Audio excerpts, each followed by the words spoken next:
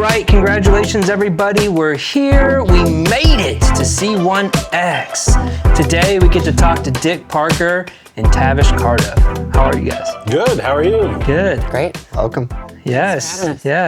We've been working on getting you on the show for a little while. I mean, basically since I think episode 0, as I'm saying, because people don't know, Dick Parker's behind the scenes, team manager for Grip, sales. What exactly is your full title? Or My actual title is Director of Sales and Community Engagement. Yes. But he does so much more, especially in the Kansas City disc golf scene.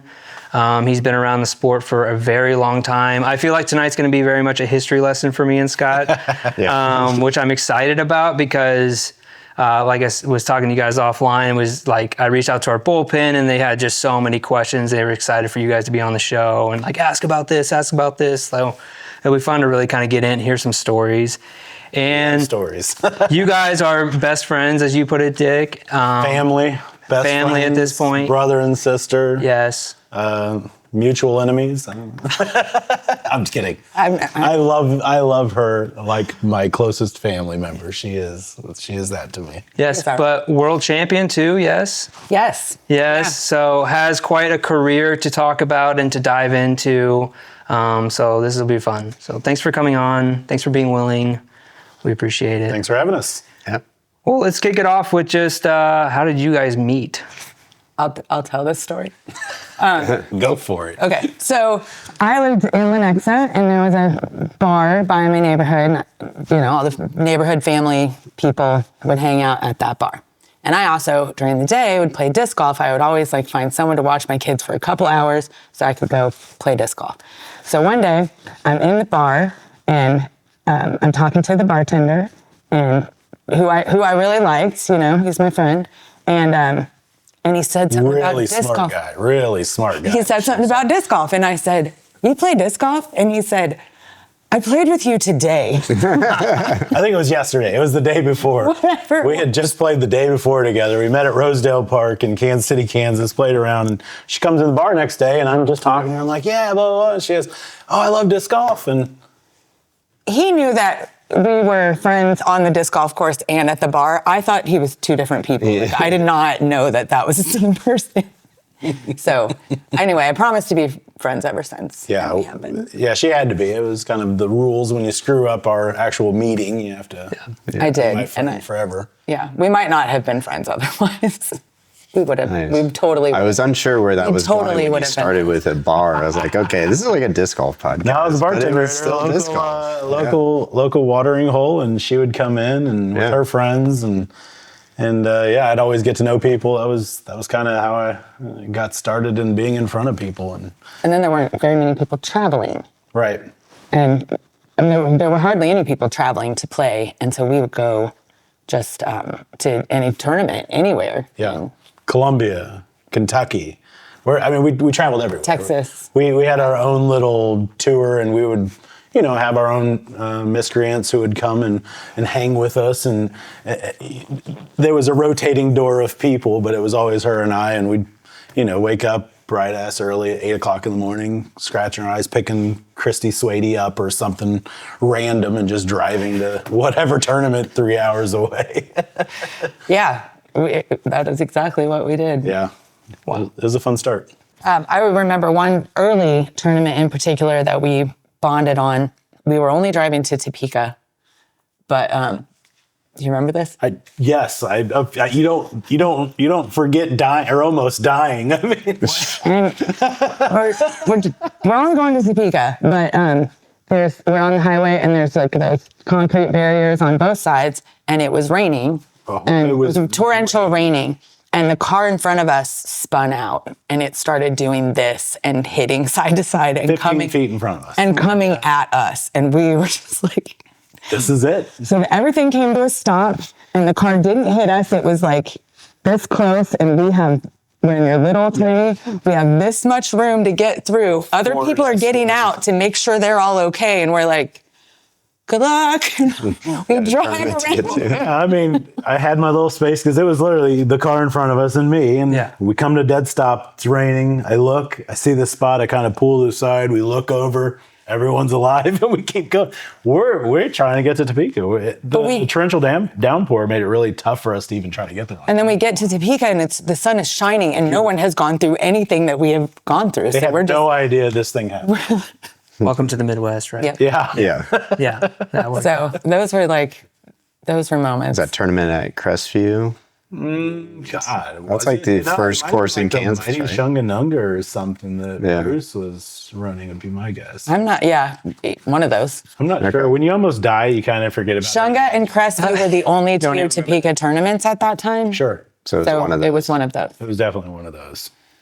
all right. Well, it sounds like when you guys met, you both were already into disc golf. I mean, you're like having people watch your kids so you can go play. So, But not, like, I think we just started, I mean, I had just started playing.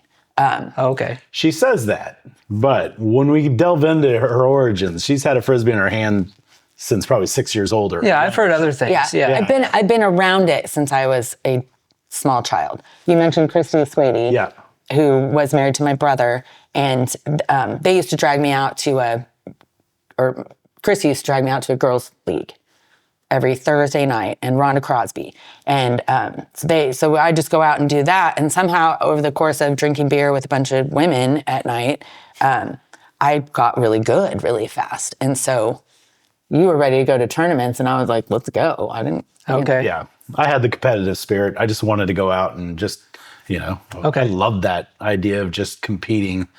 So, yeah, she Am I was- hearing that like you guys kind of started tournaments together?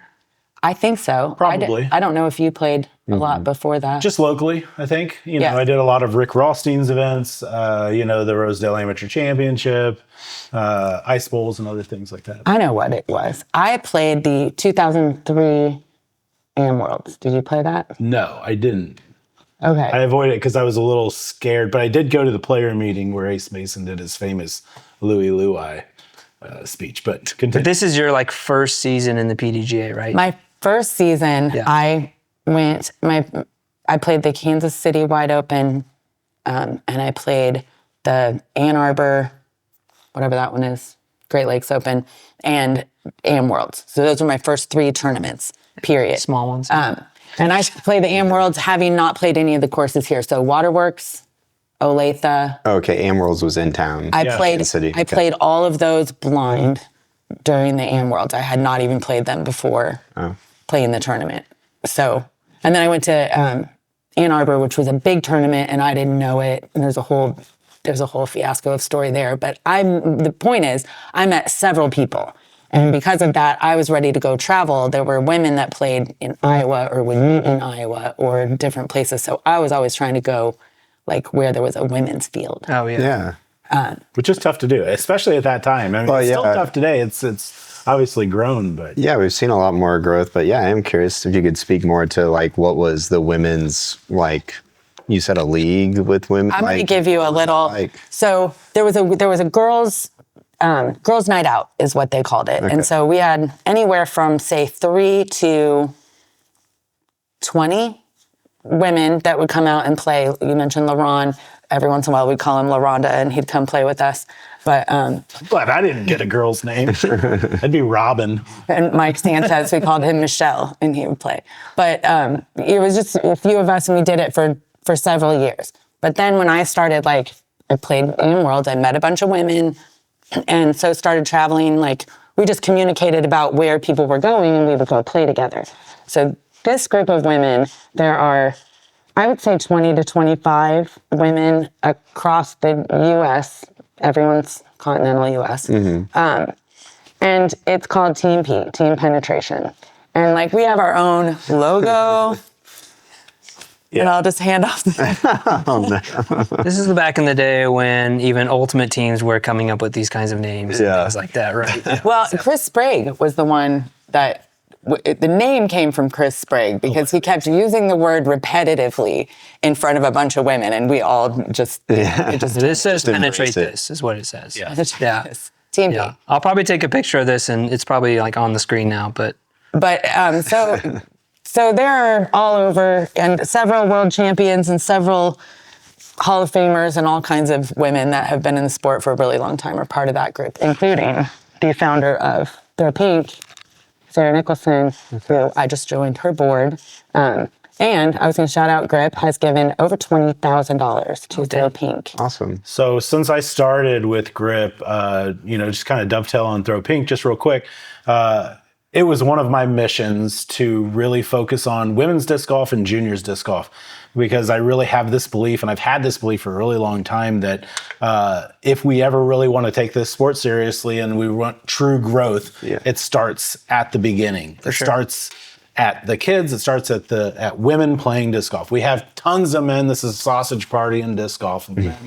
But getting women to where I believe needs to be at least a 20% of our sport needs to be women. And that's when we'll really see our sport kind of take off. So I've made it my mission at Grip to support women's disc golf and juniors disc golf as much as I can. And Sarah, what she's done with Throw Pink has just been amazing. And I love the energy that she has. I love the people around it.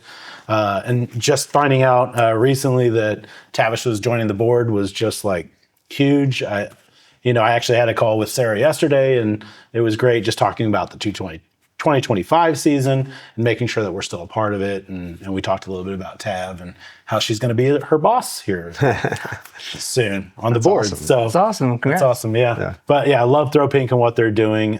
Man, just women's disc golf is so awesome. And I actually watch more women's disc golf on the Disc Golf Pro Tour than I do men's, mainly because it's in the morning and that's my best time to drink coffee and watch disc golf. Sure. But I love it. Some of the storylines, some of the action is actually really riveting, where some of the men's, when Gannon Burr is running away with it, it gets kind of a little, no offense, Gannon, you're great. Well, because there are less women, you get to know the personalities better, Sure, too. absolutely. And you get to know their game. I mean, you can watch any number of tournaments and the top men change. I mean, you might see different guys up there. Yeah. But what you said about women, I just wanted to add one more thing. 2080, was that what you said? Well, I said 20%. 2080. If we can get women to about 20% of the actual market of disc golf, I think that's when our sport really takes off.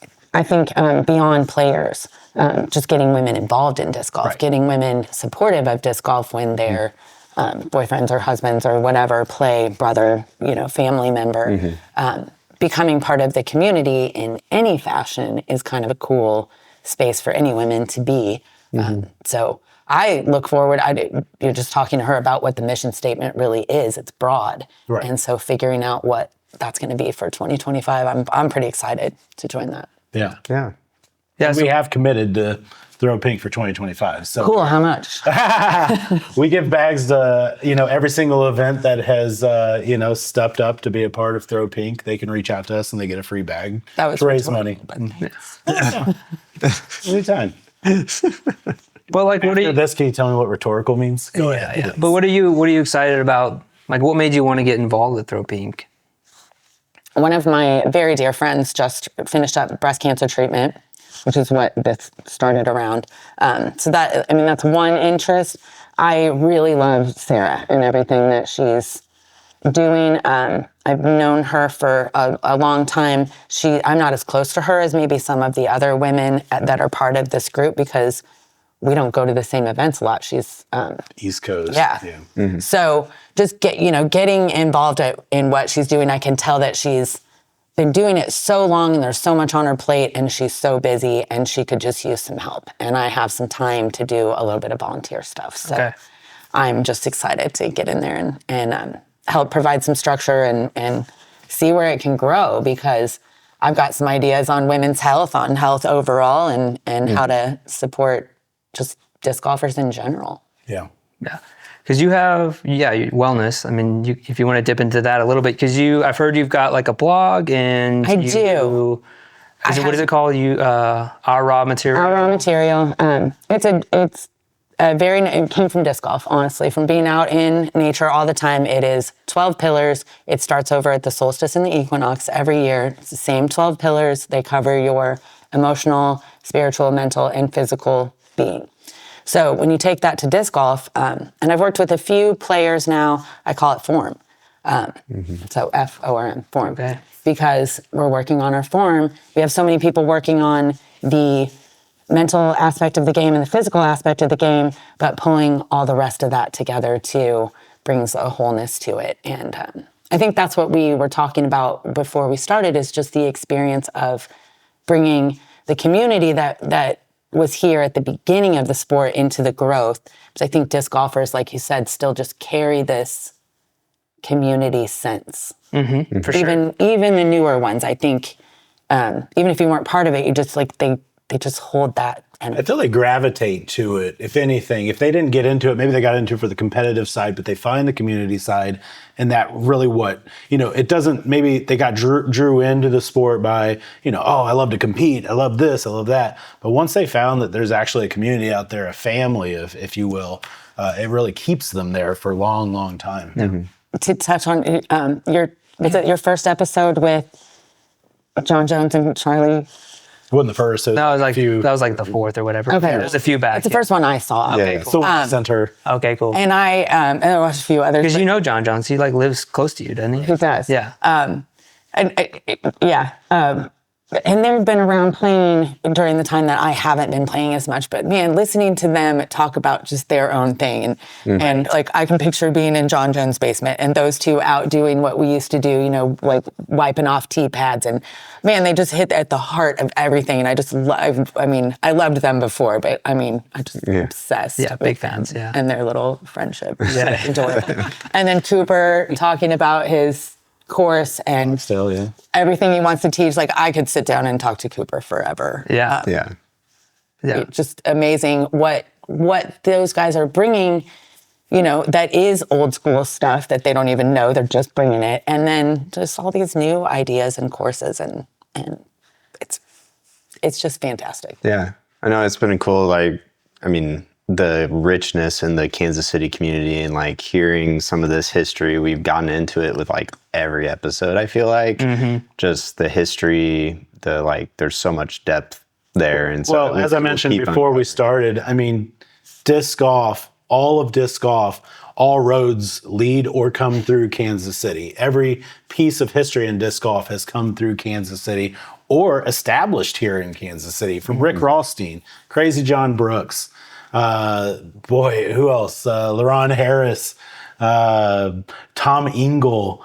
There's just so many names that you can throw out there that are just kind of like big names. And if you go out, to the west or to the east and you mention some of these names, everyone knows who they are. Because they all came through here. They stayed with them. They played with them. They broke bread with them. Whatever it was, all came through Kansas City at one point in time. So, And I think that makes sense. It's easy to get from a coast to the middle, but coast to coast especially at that time, wasn't happening quite as much unless it was a Worlds or something like that. So if a Worlds was over in this part of the world, you would meet people here and vice versa. Like the AM Worlds I played in, I think I met 2 or 3 girls that came from California. This is a cool disc golf story. Judy Rivera, she was from LA.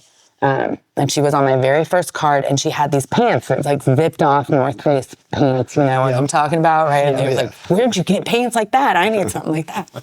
So she had these cool pants. She had 2 pairs of them. We played all week. And sometime later, my brother and Christy were out in LA playing disc golf. And they ran into her on a course and said they were from Kansas City. And she said, do you know Tavish? And they said, that's our sister. And they came home with these pants for me. She gave me the pants. Yes. So no one ever gives me pants. yeah, it's probably not the same if you're admiring a girl's harder, pants as a What's fan. that? You got a gawk harder, I think. Yeah, I guess so. Next time. Doesn't work for men. I don't think the same way. I'm sorry about that one. But so just the way that those things connect, and the way that if you show up as a disc golfer, somebody knows someone you know, and if your name is Dick Parker or your name is Tavish, people have heard that name before. Yeah, in some way, whether good or bad in my case. But Oh, those guys. I think this is a great segue because I've heard that when you were little, like even your dad would host disc golf meetings of some sorts before the Kansas City Club was started. Can you speak a little bit into that? I can. I feel like I'm talking more than anyone else. talk, it's fine. Not used to talking more than Dick Parker. I'm allowing it. No, I'm just kidding. You're good. Thank you. So Tom Engel, who wanted to start the first pay to play, and I think he did it for a little bit at Swope. He lived down and around the corner, and my dad played disc golf. My mother played ultimate, and those guys. I think Tom, I don't know what happened, but for a while he moved into our house. And it was when my mother had moved out. So he moved in. Tom, we called him Mom. Here's our new guy. So Tom's in the house. So I remember things like him coming home with the first bumper stickers. I can tell you what they smelled like. They opened the box and pulled them out front, Flying Frontier. And they were so excited with blue and green bumper stickers. And they were so excited. And then Tom was just all wound up with all kinds of ideas all the time. I don't know. He wound up moving out to California and not pursuing disc golf. And then Ace Mason was also friends with my dad. So all of those factions all came together. The only person my dad wasn't friends with was Rick Rothstein. Because Ace Mason let my dad, in the wide open, Ace Mason let my dad play one of his rounds separate from everybody else. So Rick and Duffy were both in their 30s at the time, late 30s. And back in the day, Masters started at 35 years old. So they were in the Masters division together. And there was a whole bunch of guys. I think it was maybe 4 or 5, I think, if I remember the story correctly. And they on Sunday, Duffy couldn't be there for work, I think. Or whatever day. One of the days. Yeah. And so on a Monday, Rick's told me this story too. So on a Monday, their stories differ, but show up and play the rest of the round and ended up calling him the champion. Oh, yeah. My dad won playing his round by himself. Yeah.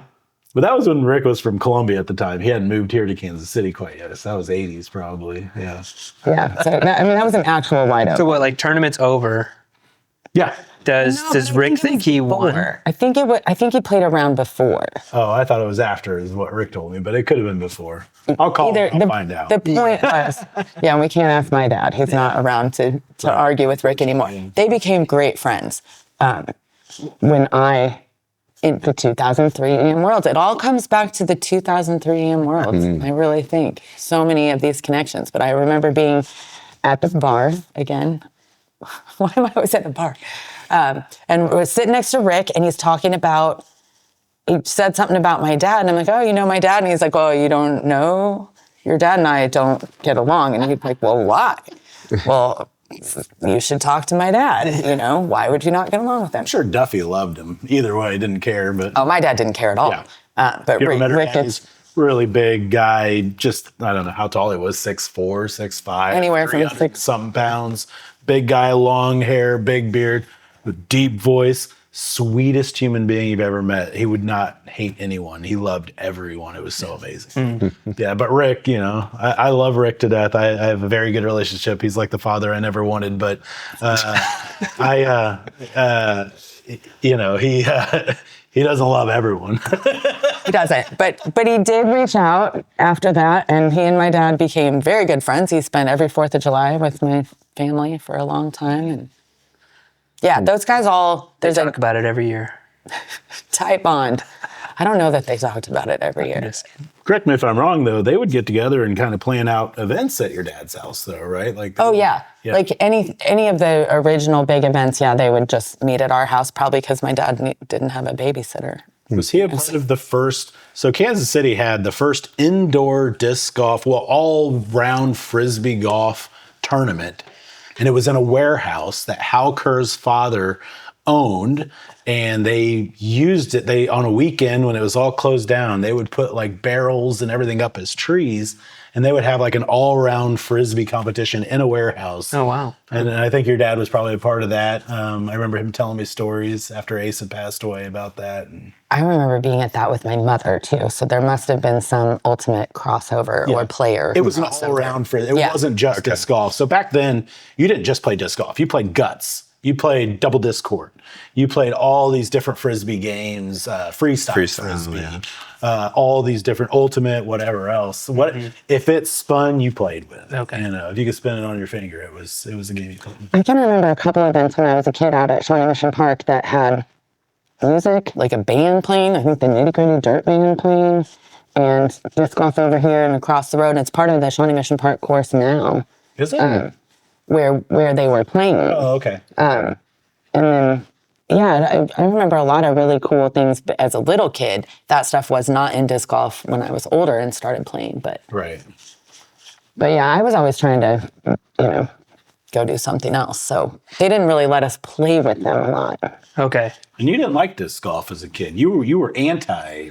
I used that time to go do anything else that I wanted to do with That's no why one she watching. found it at a later date in 2002, Yeah. 2000. I do remember, I liked throwing a lid. I was really good at playing catch or throwing a lid. Playing catch with anything. My brother and I just like hours. Yep. How long can you keep it going? But I remember the first time someone put a golf disc in my hand and I couldn't do anything with it. And I'm stubborn. I'm so stubborn. And I did not want anything to do with it. Yeah. I think I said no for a long time. Just Yeah.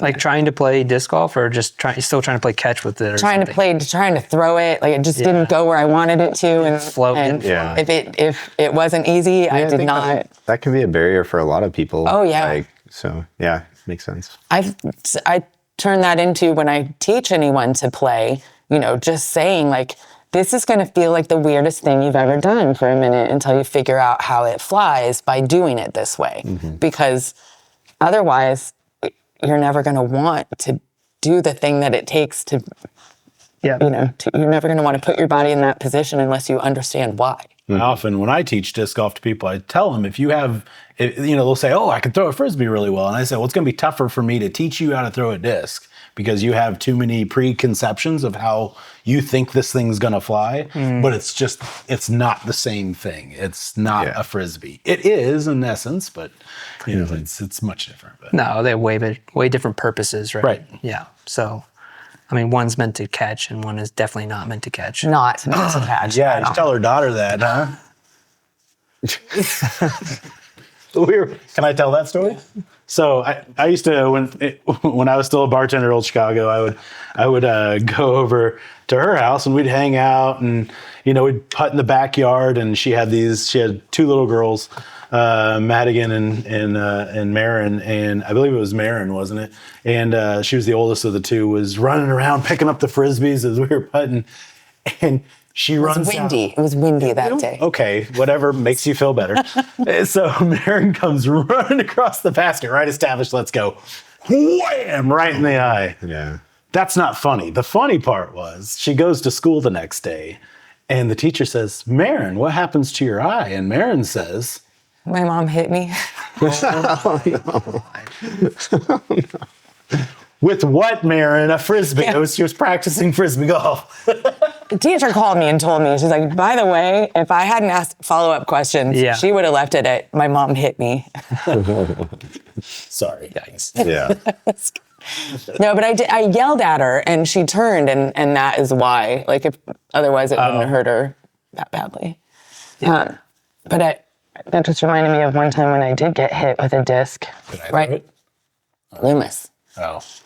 Dan Loomis threw it. And he was yelling at me, but I was walking and talking and not paying attention. But it was a drive, and it hit on my leg right there, and I had a bruise for 6 months, Frisbee-shaped bruise on my leg. Yeah, you're right. Don't catch them. They're No. for catching. No catch. I haven't been hit by a disc golf disc yet. Plenty of ultimate still time. Frisbees. You have hit me in the head twice. I know. Linda R. Beitman at the time, Linda R. Beitman hit me and had the same thing. She goes, Dick, turn around. I turn around and get a Valkyrie to the face. I think both of yours were putters that you hit me. Oh, well, see? I All like right. So we've got your story now. What about you, Dick? Like, how did you first get into it? And then, like, kind of like walk us through. I mean, you started like helping in the community, like running tournaments pretty early too. So like before you get to the tournaments, but like, yeah, so I started in 1996, but before that, it was probably about 88, 89. My parents would send me to church camp, like a lot of kids. And I remember that there was a counselor who set up an object course. He would just set up cones and he'd have lids and he'd have ribbons around trees and he had 9 holes and we'd go play it. And I vividly remember it. It's one of the only things I remember from those church camps was that, and I just remember how fun it was. And I went home and I had this big tree in my front yard and I had Frisbees and I would just, practice throwing, getting it closer, trying to hit it. Because I thought that was the coolest concept. Yeah. What camp was this? I can't remember. I went to a few. There was one Circle C Ranch. I wasn't Youth Front? though. Elbar C? I went to Elbar C as well. I went to a bunch. My parents loved to indoctrinate me in the church camp, but my first disc golf was Circle C object course. It was like a cabin leader challenge thing. Yeah. So I was just like, ooh, maybe. It might have been that one, but us Kansas boys, we all got the Elbar C. Is that Elbar C? Yeah, Elbar C and Circle C Ranch. Yeah. Anyway, so that was my first exposure to the game, and then in '96, I got involved with the Rocky Horror Picture Show. Somehow, that's actually how I got my name Dick. Because I came to the MC of one, but I went to an after party. It was the first time the crew, because if you ever go to Rocky Horror Picture Show, this is getting weird, I'm sorry, but if you ever go to Rocky Horror Picture Show, they would always have a cast that would act underneath the movie, and people would throw toast and toilet paper, and you would get divergenized if you had never seen it before. So they invited me and my friend from high school, Jeremy Miller, to an after party in Westport, and we went, we hung out, we had a great time, and they were like, oh, we're trying to, replace Donnie, who does all of our MC, and you're funny, man. You're talkative. You should do it. But we don't like your name. And my buddy Jeremy goes, well, I call him Dick, and he hates it. And I'm like, dude, you never call me that. And yeah, I hate it. Don't do that. But they loved it. And so anyway, I started hanging out with those guys, and there was a guy named Thad who had the house, the 4203 off of, I believe, right off of Main, in Westport, and he goes, hey, have you ever tried Falf before? And I said, I don't know what Falf is. And he goes, it's Frisbee golf. And I'm like, oh, that'd be fun. So he threw us in the back of a truck and drove us up to Rosedale and gave us, a DX Cheetah and like an AVR or something. Me and a buddy, Chad Salisbury, who went with me at the time, and introduced us to the sport. And I could throw maybe 250, 300 just right off the bat. Like it was almost natural to me. I was like, I'm in love with this. This reminds me of church camp, but without the church. And I was addicted, and I never looked back. So I started playing constantly. I would just go out there. I'd have my parents drop me off there. I was 18 years old at the time. Did he give you the Cheetah and the AVR, or did you go get your own I actually went to the Great Mall of the Great Plains in Olathe, which is no longer existing. There was Rest in peace. Yeah, rest in peace. Yeah. They actually had a sporting goods store there. I wanted to call it Oshman's, I believe was the name of it. That sounds right. Yeah, and it was the only place I could find disc golf at the time. I didn't know about Rick Rothstein and Disc Golf World that existed at the time. I didn't know about any of this stuff. I didn't know about disc golf, like the community. I just knew I wanted to play this game. Right. And I found out that place had them. So, I went, and they had a little side thing and had bags of little discs. So I bought a 150 8-time Gazelle, Scorpion, and a Birdie. That were my first 3 discs I ever bought. And I would go and play Rosedale by myself for years. And I met the league people, and they would yell at me like, this is Wednesday night league. And I'm like, screw you. And I hated all those guys. And it wasn't until 2001 that I decided that I wanted to get into that competitive side. I was really just itching for it. I thought I was good, I was in my 20s, and I was like, I want to. You had a Gazelle. Yeah, I had that 450 Gazelle. I think I'd upgraded by 2001, but I still have all those discs. But oh, Kevin. Yeah. Did he get rid of his? Or no, he has some, and he loves them. So. Oh, I don't love mine. I just have them. That's history. He'll be contacting you. Anyway, so about 2001, I went to this league on Wednesday night at Rosedale. I think Ben Hansen was the league director at the time.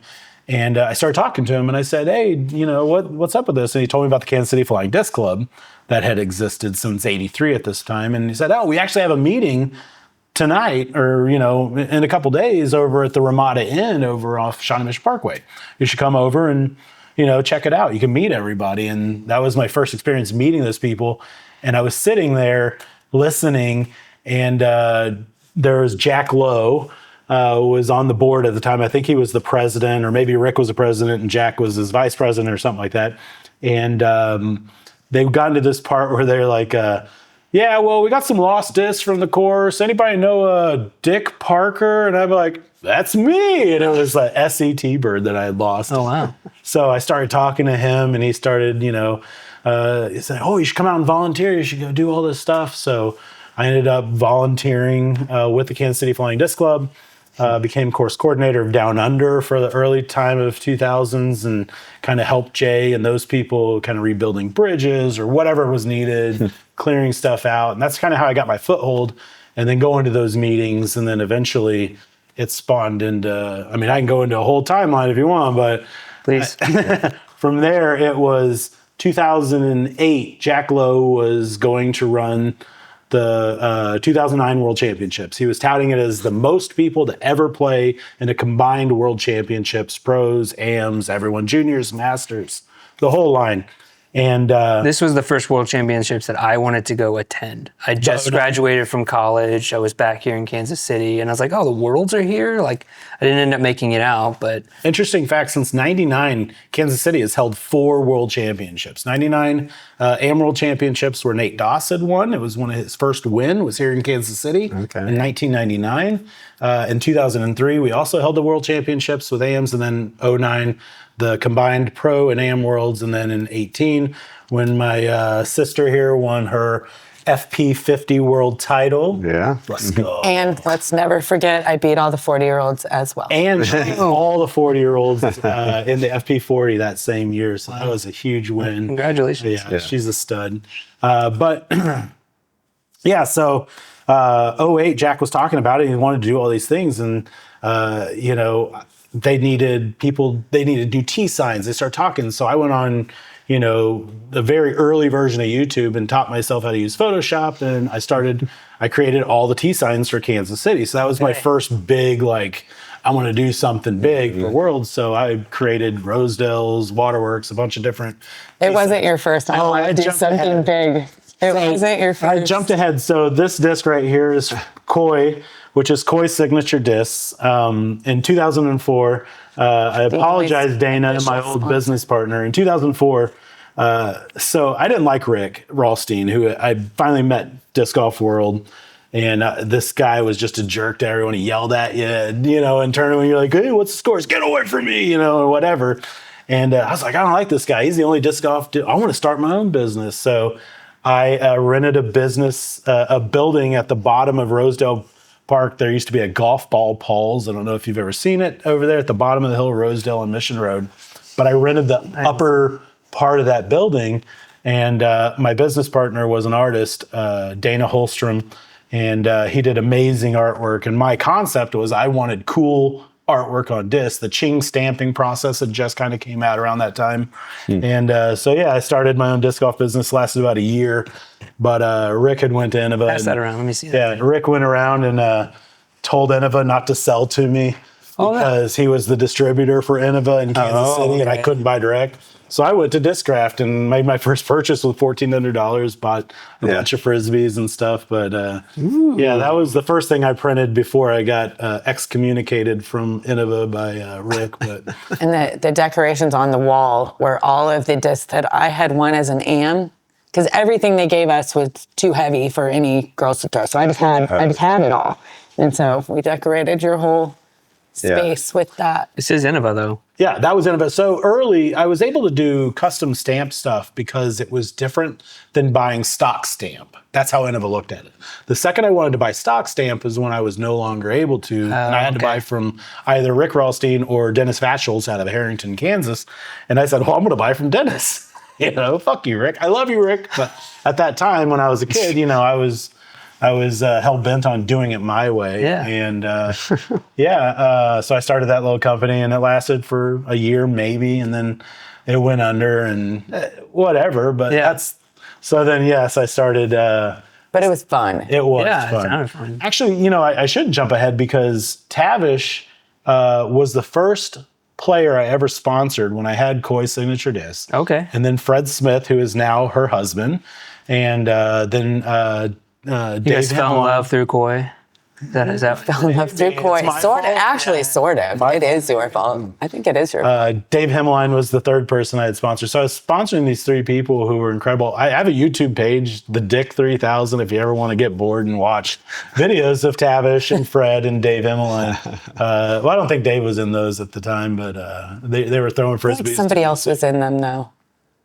I did sponsor Arturo Villarreal and Bobby at some point, but her ex-husband had a bunch of cool cameras, so he let me use them. And I went out and filmed all this cool stuff that is lost forever. Okay. Because I had a computer that, I don't know, just went eventually. This was early 2000s. Computers weren't lasting long, I guess. But yeah, so she was the first person I ever sponsored. So I thought, I want to I sponsored, he gave me a putter. shirts, or I printed them. One of the two. But he talked a lot. Yeah. How great I was. I did. There you go. And I still to this day, I knew that you were going to be something great in those early days in 03, 04. 04 was when I started the business. So I knew she was going to be great. It took her a lot longer than I thought, and she had to wait till she was 50. But It looked like you moved pretty fast. I was looking at the little bit of the PDGAs, like 2003 AMs, and there was AMs, and then it was like immediately you're pro.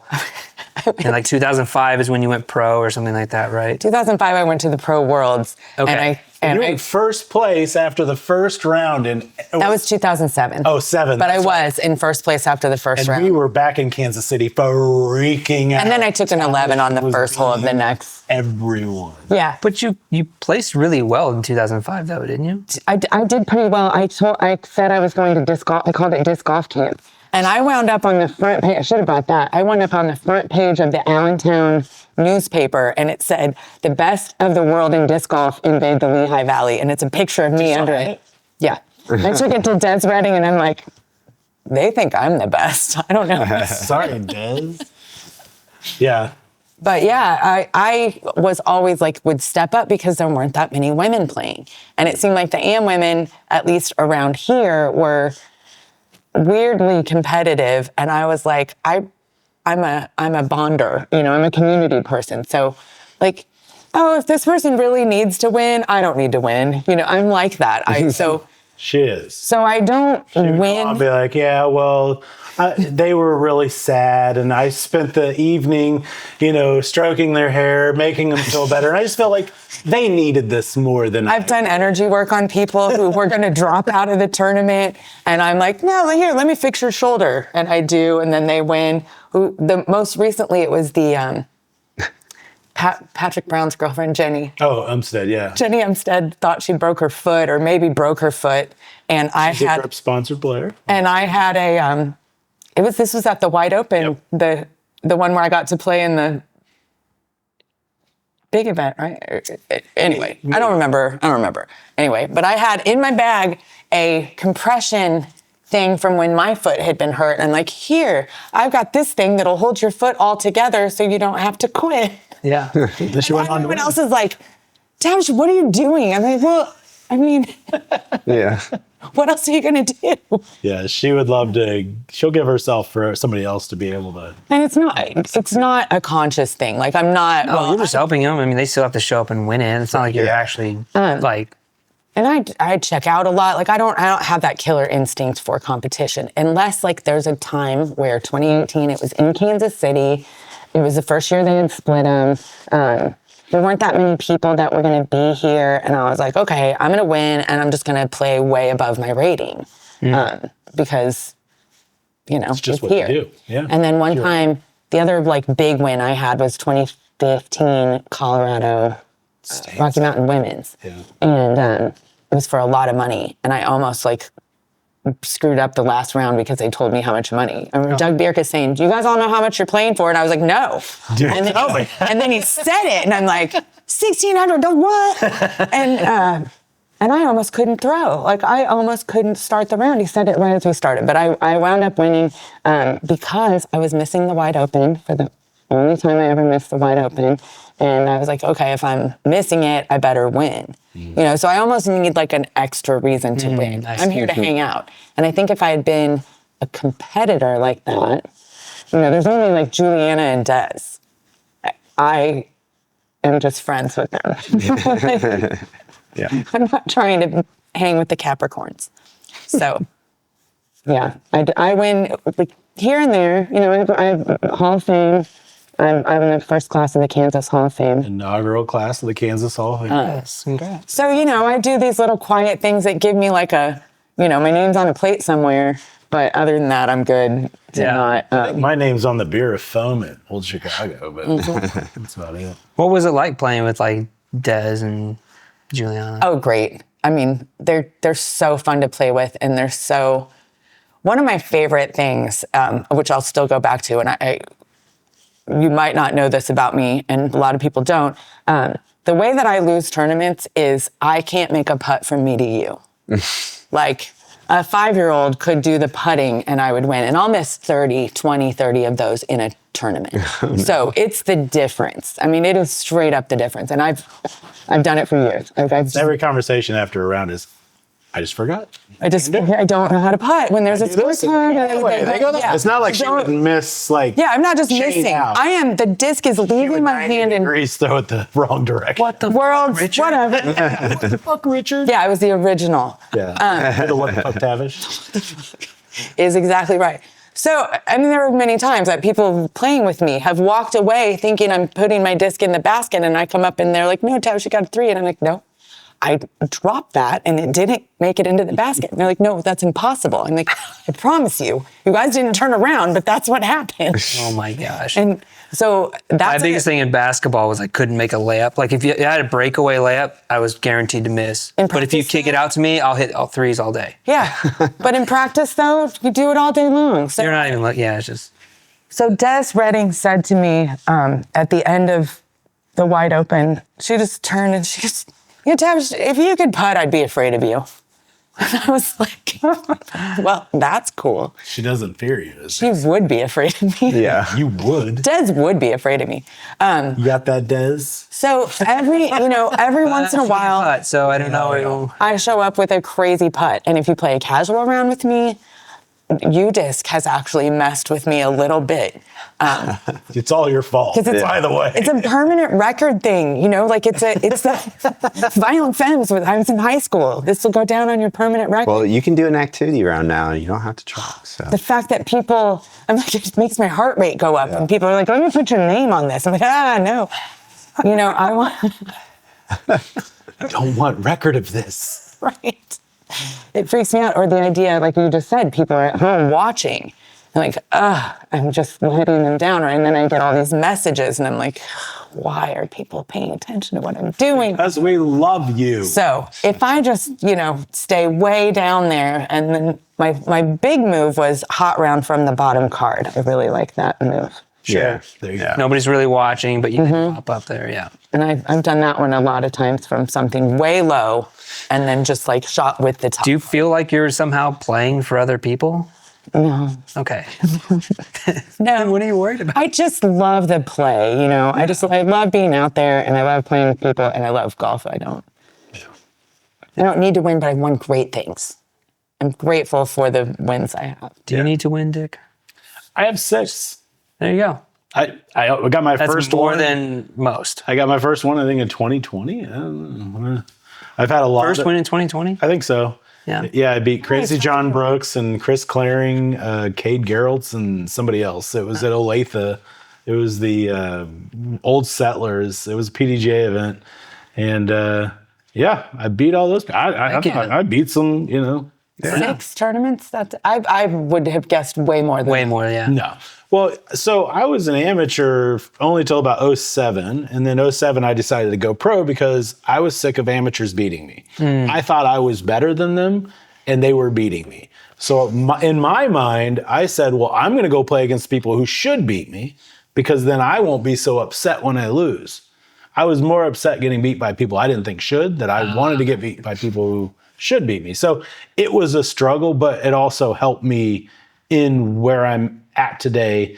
I'm kind of fat and old, so I don't really have as much stamina to hang with people anymore. But my game, developed because I put myself out there and just said, you should beat me. Yeah. I think there's a lot of people that relate to what you're saying, though. Like when you play in that sort of amateur or intermediate, I remember when I was kind of converting over from ultimate to disc golf, it's like, I'm an ultimate player. Like, I know how to throw frisbees. I have like good form. I'm like athletic, you know, and I'm watching those people that are like very much not athletic, do not have good form, and they're beating me. And it was like, I don't understand how this is even possible. Sure.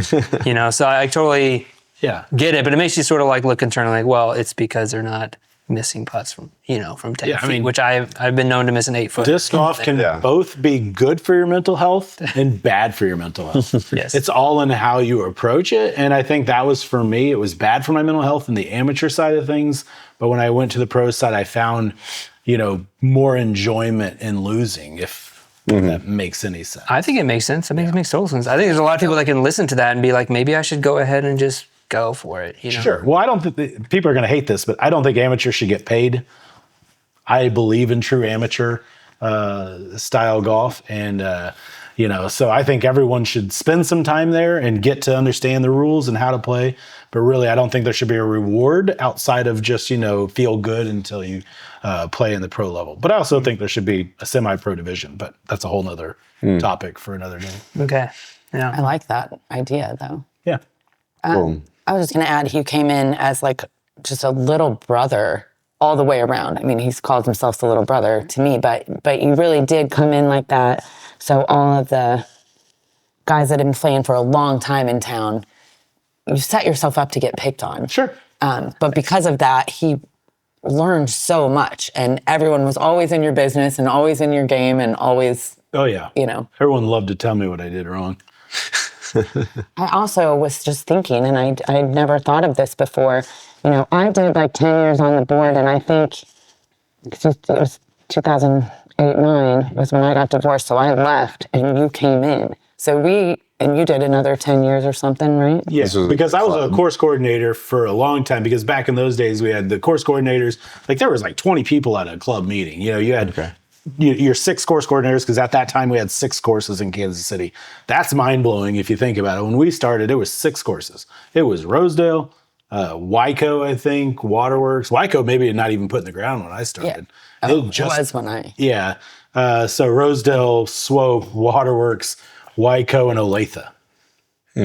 I don't know if I'm missing any. And that was it. Now we have 50 in a 30-mile. Blue Valley was that like a newer? Blue Valley came along a little bit later because I went to some of the precursors to Blue Valley that Jack Lowe was setting up. Okay. Yeah, that one was, I remember that, just like looking at what it was going to be. Sure. Same with Shawnee Mission, going out, just looking at the land and seeing what it was going to turn into. Mm-hmm. We went out and looked at Lenexa Yeah, at some point too. You and Jack and I went out and looked. So yeah, that was Blackhoof that way was before really that early. went in. They had just built the dam, and they were interested in putting a disc golf course in there. So Jack Lowe went out there. Tavish and I had went out there. I think we went kind of separately because all of us were kind of, at that time, I was vying for wanting to be a designer and do all these things. I don't know why I was there. You're my best friend. Well, I feel We just hung out a lot. Yeah. True. I think we He had to get you out of the bar. The board too. I think I was the sergeant at arms on the board, so I kept everyone in line. Tavish was somebody I never competed with in anything in life. I have never felt her and I were ever in a competition where, I'm a competitive spirit. So like everyone out there is competition in some way, shape, or form. Sure. And it's minute. And I think that's why Appreciate we've that. been friends for so long, is because there's never been this, they say guys and girls can't be friends because one of them's going to like each other. That was never the case with us. We were always just brother and sister. Like we were There's just, a 10-year age difference too. yeah, well, sure. But Yeah. yeah. You're a child. But you have designed. Not a child. But you have designed some courses, haven't you? I have, yeah. Since then, 2010, I designed my first 3 courses, Smithville, the 3 courses, Beaver Creek, Blackthorn, and Woodhinge. That was kind of my introductory into designing disc golf. We went and played them last year or 2 years ago. Dang. Okay. We did a 1-day, go play all 3. Oh, you're crazy. It was really fun. That was awesome. Yeah. Man. It's So beautiful. those 3 were my first, Yes. and then Jesse James Carney. in Kearney, and then I got a few others here and there. My latest one was La Bonite over in Sugar Creek. Also did a 9-holer at Camp Nash for the Boy Scouts of America, and helped out with the back 9. I did the back 9 in Sedalia at Cloverdale, and then I helped out with one in Cameron. I helped out because their first hole was like throwing into a playground, and I was like, I just grabbed a disc out of my cart, I threw it at a slide, and I go, "This is what you're asking for." And they go, "We need help." And I go, "Yes, you need us. You're gonna kill kids." Were there any kids on the playground? There were. It was a fall day. Like nobody was out there. It was Cameron. There's not tons of people out What if there was a kid and he goes, "See what I'm saying? I killed that shit." there. It's not- Like, Dick, you can just me use use your words, Dick, not your actions, please. yeah, but And you've been TDing some tournaments as yeah, well. so that's kind of where, after doing that whole design thing, so '09 rolls around and Worlds is coming to Kansas City. Big thing. It was a huge production. There was 1,100, I think, people here in Kansas City playing disc golf, and the Kansas City Wide Open could not be an A tier, which it was an A tier every single year. But they had a rule with PDGA that if you had a Worlds in your town, you could not have an A tier. They couldn't coexist. Like And the same weekend, is that what you're saying? Just the same year. the same year. It isn't like that anymore. But Okay.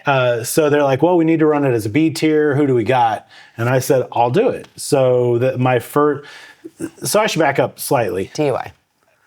Even before that, in '02, Jack Lowe was starting to develop Cliff Drive, Kessler Park. And I found out Jack and I had the same birthday, August 22nd. And so those of us born on August 22nd are very proud of that. And we tell everyone that we're the greatest thing in the world. Jack and Dick. So when Jack and Dick It's get just together, those two. Okay. just us two. We don't care about anybody else. So we were like, we should have a birthday party at your course. Hell yeah. So I started Jack and I started the Lions Den Open at Cliff Drive in 2002. It was a temporary course. It wasn't even called that at the time.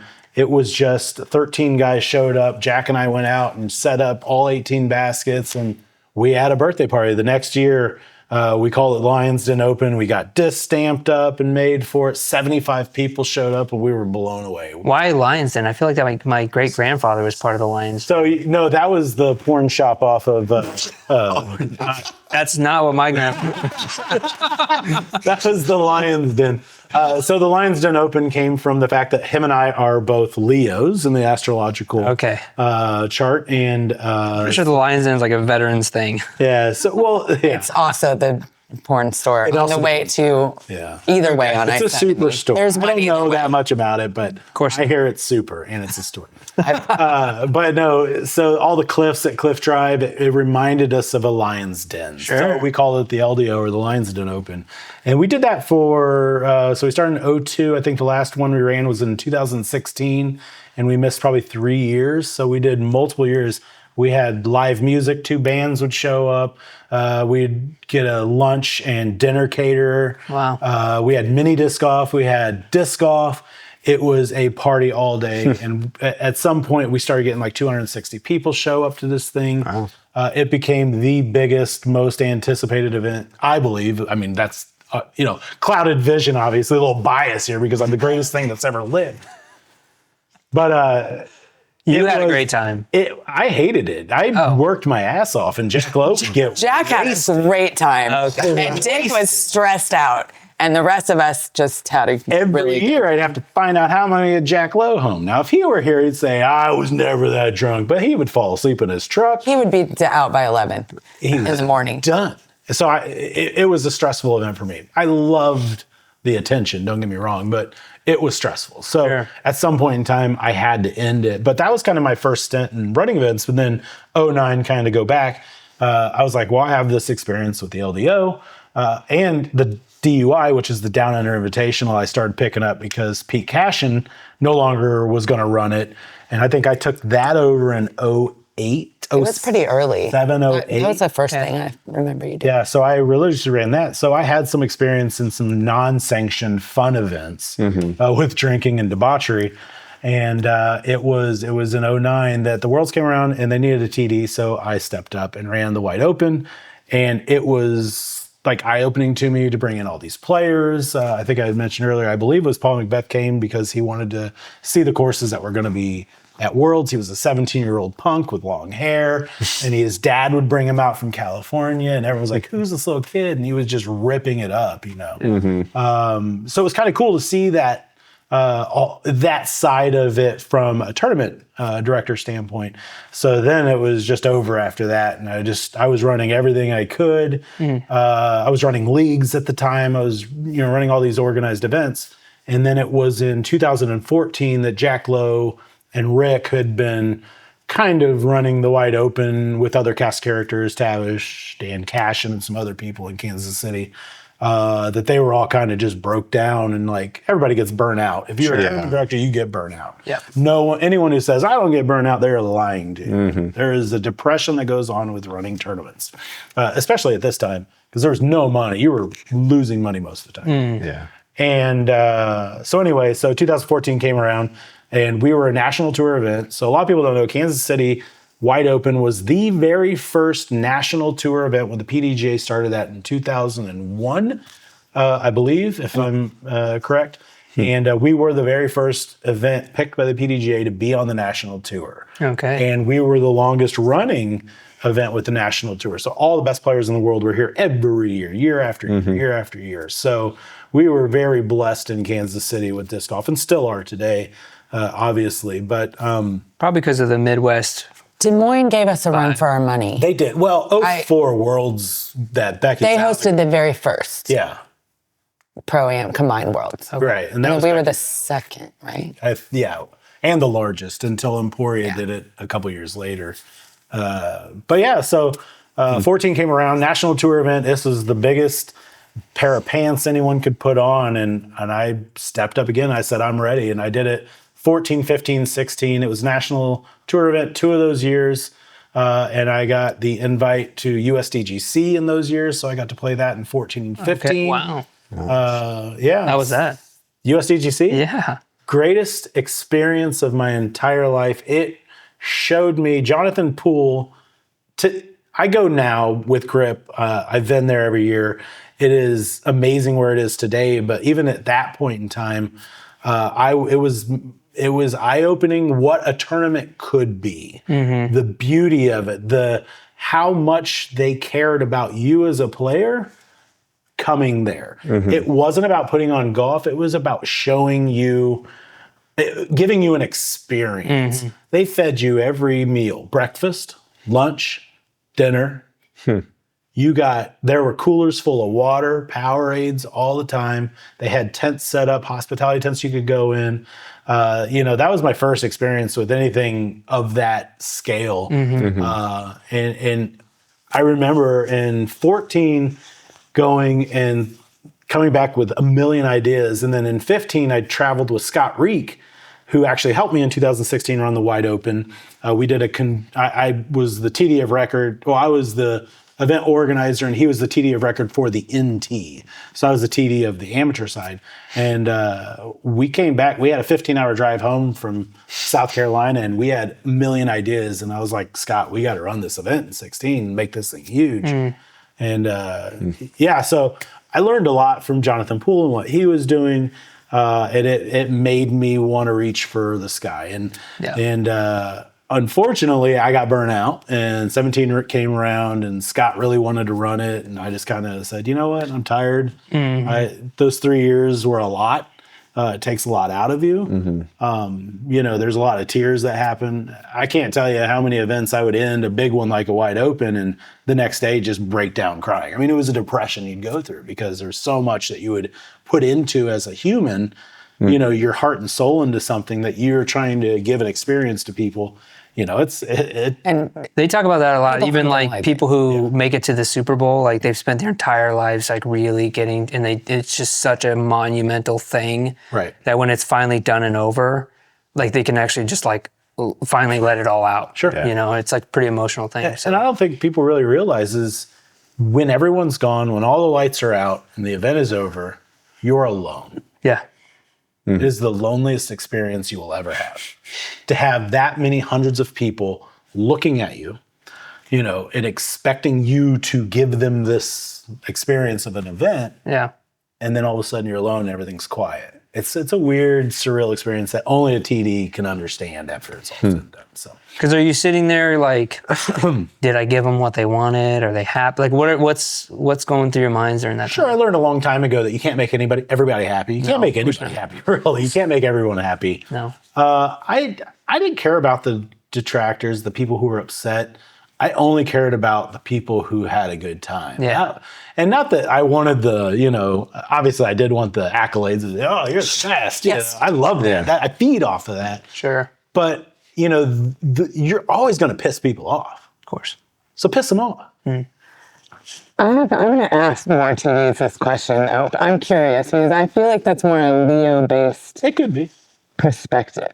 Maybe not. Yeah. I learned from... Asking questions. So I'm gonna she start is asking. big into astrology. Oh, you don't have a So- question right now? You're just going to start asking? No, she wants to start asking. I learned from Leo. So Rick Rothstein, Jack Lowe, Our entire board. Pete Cashin, No, Dan Cashin, not Pete. Pete's and I Quinn. just met Dan. he He's is super a weirdo. fun.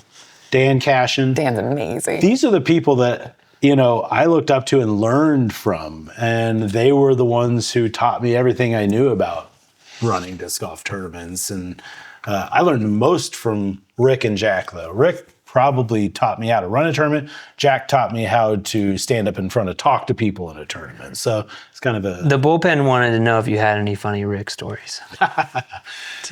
funny Rick stories. Oh, man. I don't know if any of them were funny. I mean, there was a time we would say fuck you back and forth to each other for a while. That was kind of funny in retrospect. But Was that when because you worked at Disc Golf World, Yeah. is that correct? So in 2012, I quit my job. I was taking care of beer draft systems, and I went to Rick Rothstein. I called him. I said, Rick, I don't want to do what I'm doing anymore. I want to work in disc golf. I'll take $12 an hour. Give me a job. He goes, all right, I'll give you a job. So that was, I started working for him. Kind of funny, juxtaposition of 2004 when I started my Koi signature disc, and I hated him. And then I became his employee. I just remembered how he lost his other employee and all of that. Which one? Chapman. Oh, yeah. I just thought all of that came flooding back to me. Yeah. Rick and Jack, though, Oh, John Chapman I learned so much from, too. He's a Leo. they all were. We all share this. Here's the again- crazy thing. John Chapman and Rick Rothstein, who worked together forever, the position I took at Disc Golf World was essentially John Chapman's, had August 18th birthdays. Both. Jack and I, August 22nd birthdays. So they're all within 4 days. Yeah, all four of us were a huge part of, not the only part, but a huge part of Kansas City during a certain stint of disc golf and its growth. So it was kind of weird that we all kind of were really close to each other. Different in age. I mean, Rick's like 100. And that first, one of my last things on the board was to change the structure of the Kansas City board because of that reason. Jack and Dick ran everything. And there was really nobody else to step up, and there was nobody else that really could step up at that point because their hand was in it and they weren't really letting go, either one of them. They each kind of had a piece that they were really good at. They butted heads with each other, but they both brought what was needed. And We thought everybody else was going to screw it up. So when we so we were the ones screwing it up. we switched the board at one point. I think they've switched it back now, but Yeah. we made it so that you could, if you made your living at disc golf, you couldn't be a board member. Okay. So Rick became a consultant to the board at that Conflict of point. interest, sure. And Jack and I had been on the board forever, out, so we could get some new blood in, and we changed the whole structure and the way it works, and that it still works that way, but they've made it so that Right.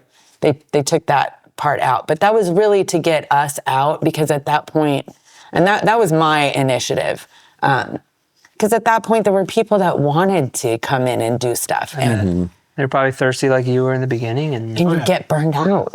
And you don't know you're burned out because you're the one running everything. And I think Jack will run himself into the ground and never know that he's burned out. Sure. I mean, and I don't know if he didn't know, but I don't think he cared. doesn't care. Yeah. It's not going to matter. Yeah. Because he's a machine and he'll just keep going. I mean, it's every year he calls me. He's like, lines didn't open this year? No, Jack, go away. No, Jack, it's never going to happen. Jack is a force say of that. energy. never say no. Yeah. Jack's a force of energy, and Rick is a force of, I think, history. He history. He is the historian. I told him last year, he calls me every 6 months. We have about a 45-minute to an hour discussion just about disc golf.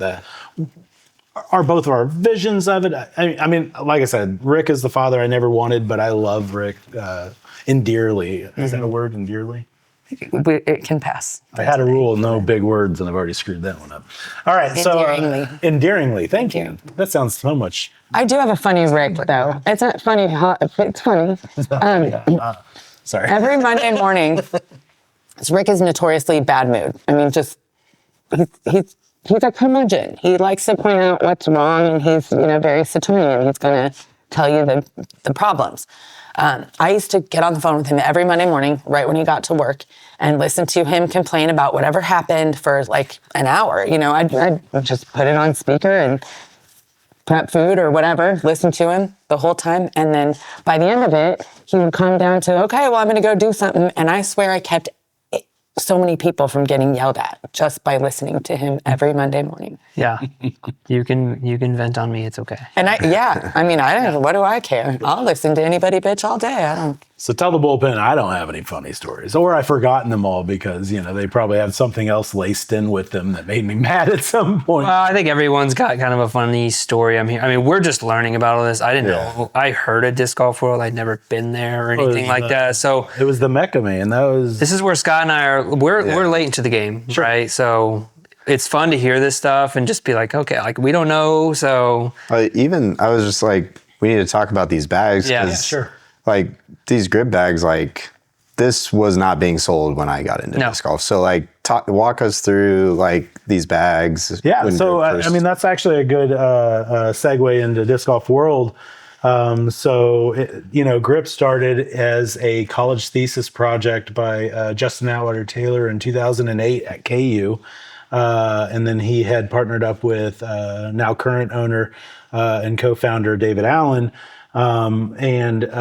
He had gone out and basically for a part of his college project, he wanted to put a premium disc golf bag into the market. So if you ever see original from Grip, it's because we were the original premium disc golf. We were the first $200 bag, $199. Mm-hmm. And that was the idea in the thesis, was bringing this kind of premium bag into a niche market. That were you the first backpack style disc golf? No, because at the time you had, Revolution had a backpack style that was kind of boxy. Dave McCormick, probably with Gateway, had the first backpack style bag, and it was this really messy, floppy bag that would it ended up, I had one, it was terrible, but people were basically turning book bags into disc golf bags. Okay. That was the start. I mean, everyone was kind of utilitarian, right? Mm-hmm. We'd always how would we make this into something that would work, right? Mm-hmm. Right. I think the original bag, if you talk to people like Tita Ugalade, did I say her name right? I don't think so. But Ugalde, maybe? Yes. I'm sorry, Tita. I love her so much. She's out of California, but she would tell me stories about how disc golfers, the women, the guys would come home and they'd have their Frisbees and their water, and they would just sit there and sew them up these little bags, and that was like the first disc golf bag. Okay. Anyway, so it was the first premium built from the ground up disc golf backpack. Because it was a thesis project. He had the time and it was like his main focus and he could do that. Right. Yeah. And he went out and, to his credit, went out to disc golfers all over basically Kansas City and gave them this survey that they would fill out about all the different things they would want out of a disc golf bag. And, this bag, the L series that you see here, this is a second edition L series. The first edition was all black. The second run was black and gray and all black. But this is an original second edition Grip EQ L series bag. It wasn't called the L series bag. It was just the Grip. It was the Grip equipment bag. Yeah. Mm-hmm. Yeah. But anyway, so everyone thought he was nuts. A $200 bag. We're disc golfers. Revolution was $100. That was already like, whoa. And $40 quad shocks. Right, your $40 quad shocks. So a disc is $7. Right. At the time, I think there was a moment, yeah. So people thought he was crazy, and maybe it was, but I think that all great things come from somebody who's a little off their rocker, who people tell them you're nuts. This Well, will isn't never work." like the famous quote like Ford is like, if I asked them what they wanted, they would say they wanted a horse. Right. It's like, no, like I gave you a car. Like Right. now look where we are. So Leah Iacocca had all kinds of things like that to say. so yeah, for sure, you're right. I mean, So yeah, it has to be that way. So in 2012, when I started with Disc Golf World, I was the general manager. Basically, Rick kind of gave me the run of the shop, and I started like turning it into a retail spot because he didn't really have a retail spot. He was more wholesale, so he was doing like bulk sales to disc golf stores all over and tournaments and things like that. So if you wanted Innova, Discraft, Gateway, and Lightning, I think those were probably the 4 brands at the time, maybe a few others mixed in, you would call Rick because he could sell you 100 discs and they would be everything. So you could really stock your shop that way. And so in 2012, they came around and they were finally wanting to do retail stores. And they came to us, and we became, and Dynamic Disc KC at the time, because that had just opened up. Jeremy Rusko had just moved in. I think Scott Reek was the general manager of that store, so him and I were kind of competing. But we were the first 2 stores to carry grip equipment in a retail space. And these were the bags that we had, and they were up on a shelf. It was black or black and gray. Those were your options.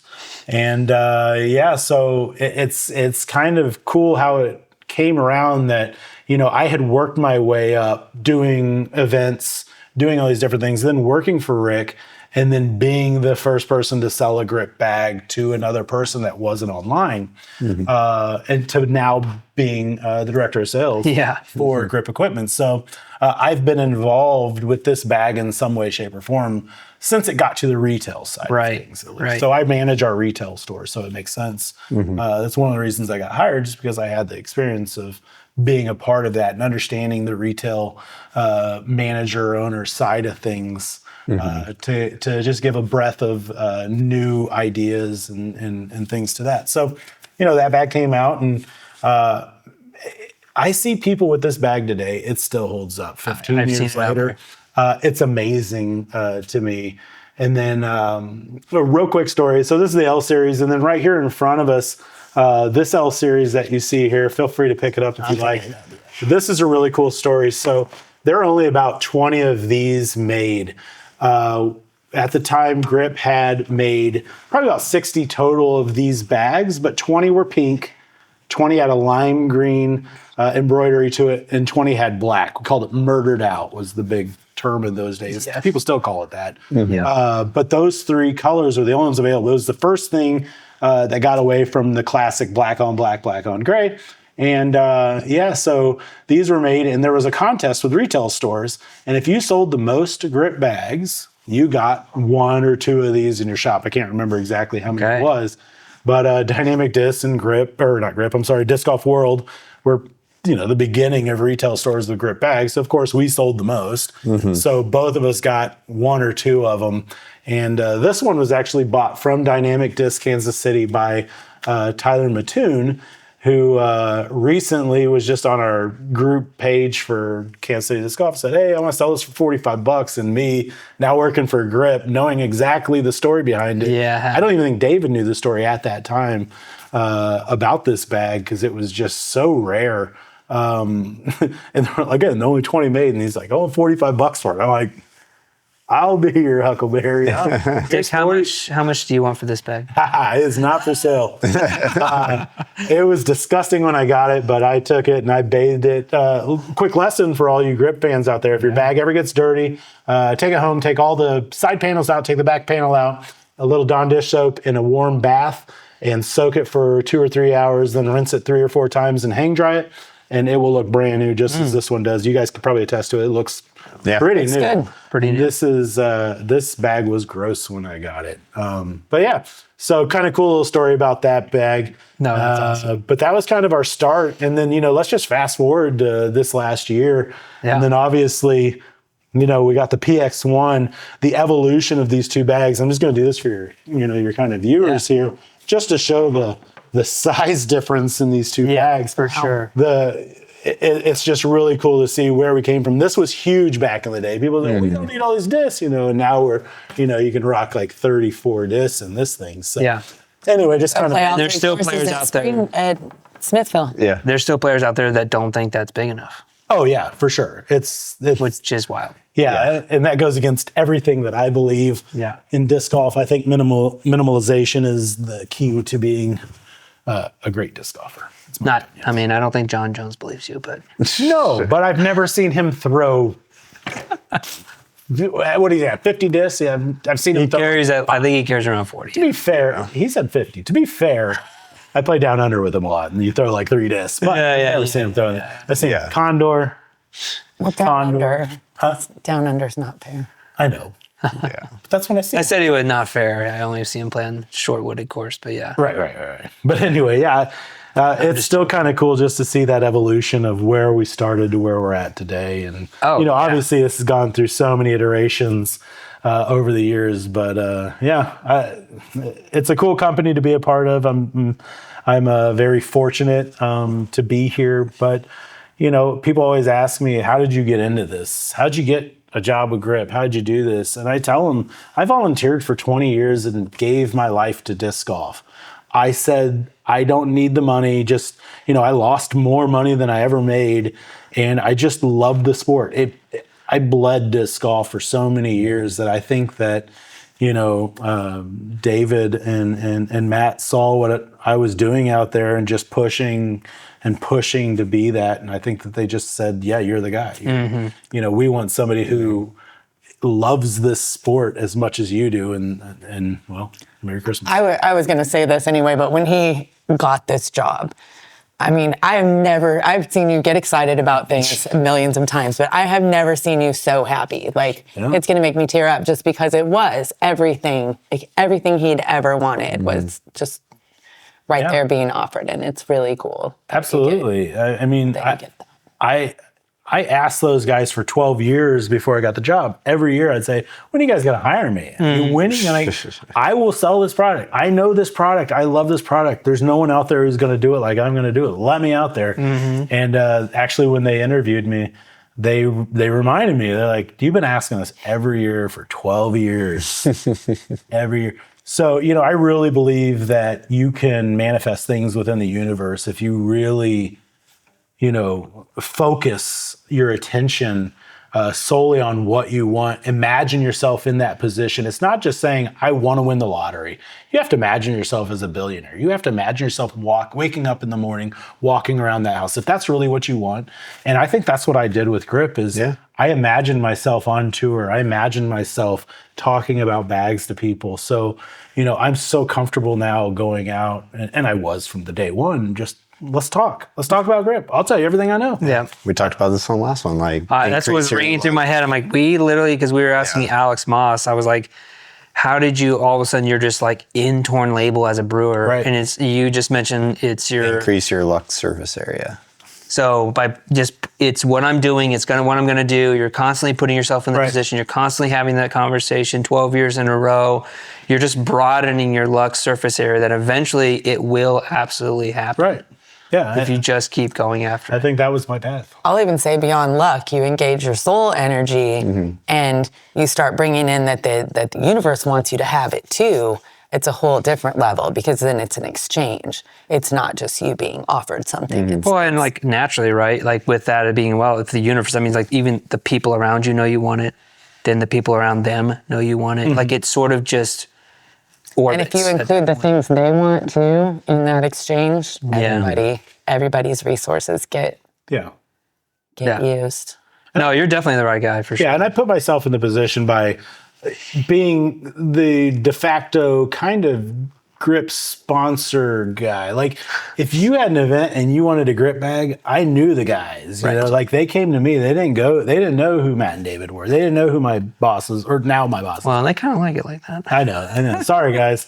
But that They're the wizards behind the curtain for real. absolutely. But I knew him, and I would have lunch with him or dinner with him, and we would talk, and I would get sponsorship for the Wide Open and other things, during a certain time. Not all the time, but toward the, probably the last 6 or 7 years before I got that job. And it was just like, if you wanted a Grip bag, call Dick. He'll get you one. Hey, can I get one for this Shawnee Mission, flinger, open or whatever. Yeah, whatever, Dick, whatever. Can we use that name? No, you can. It's free of charge. All right, cool. But yeah, so I mean, that's kind of my history. I mean, there's probably a lot of things I glanced over, but it's really about, just immersing yourself in what you love, and eventually it will pay off, or you die. I mean, one of the two. Luckily, it paid off before I died. I feel like one thing we didn't mention that, again, is something that I did for a really long time and then you did was Down Under League. Yeah. Like I was there constantly. I don't know if you were working or what at that time, but it seemed like when my kids started playing soccer all the time. So now I'm at soccer games all weekend, and then you're down under all the time. Like between the two of us, we have covered a lot of ground in just the whole sport. Yeah, and I still play down under every Saturday. I know. Yeah. And I'll be playing tomorrow in 11 inches of snow, and I'm bringing a snowplow with me to actually clear the pads. I cleared the pads over at Prairie Center on Tuesday, and I'm going to clear the pads tomorrow before. Yeah. Doing like ribbons or?